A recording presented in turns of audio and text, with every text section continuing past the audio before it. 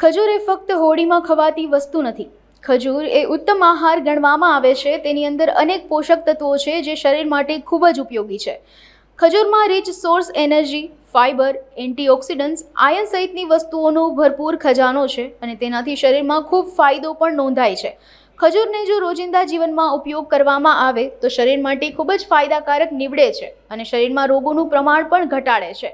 જે મહિલાઓમાં શરીરમાં આયર્નનું પ્રમાણ ઓછું હોય તેના શરીરમાં હિમોગ્લોબિનનું પ્રમાણ પણ ઓછું જણાતું હોય છે, ત્યારે જો ખજૂરનો નિયમિતપણે આહારમાં ઉપયોગ કરવામાં આવે તો તેનાથી સારા પરિણામ જોવા મળે છે. આ સાથે બાળકોમાં પણ મેમરી બૂસ્ટર તરીકે ખજૂરનો ઉપયોગ કરવામાં આવે છે.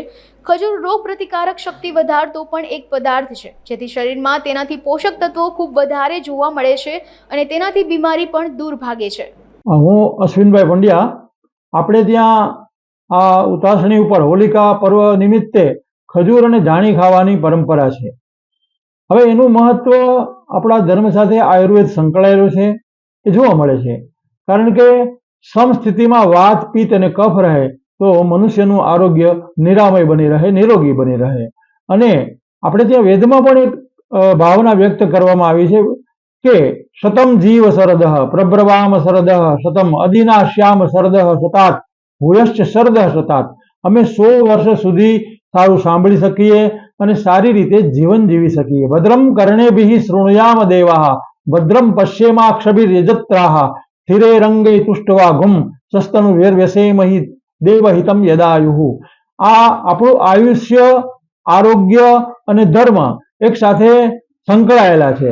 અને ખાસ કરીને શિયાળાની અંદર આપણા શરીરમાં એકત્રિત થયેલો જે કફ છે એને શોષવાને માટે ધાણી જે જુવારમાંથી બને છે અને ખજૂર ખાવાની પરંપરા આપણે ત્યાં ચાલી આવે છે. આ બંને વસ્તુ શરીરના કફને શોષે છે અને મનુષ્યના જો કફ શોષાઈ જાય તો બીજા ઉપદ્રવો, બીજી બીમારીઓ લાગુ પડતું નથી. એટલા માટે આપણે ત્યાં આ સદીઓથી આ પરંપરા બની રહે છે અને ધાણી અને ખજૂર ખવાય છે અને લોકો ઉમંગથી અને ઉત્સાહથી આ પર્વને વધાવે છે.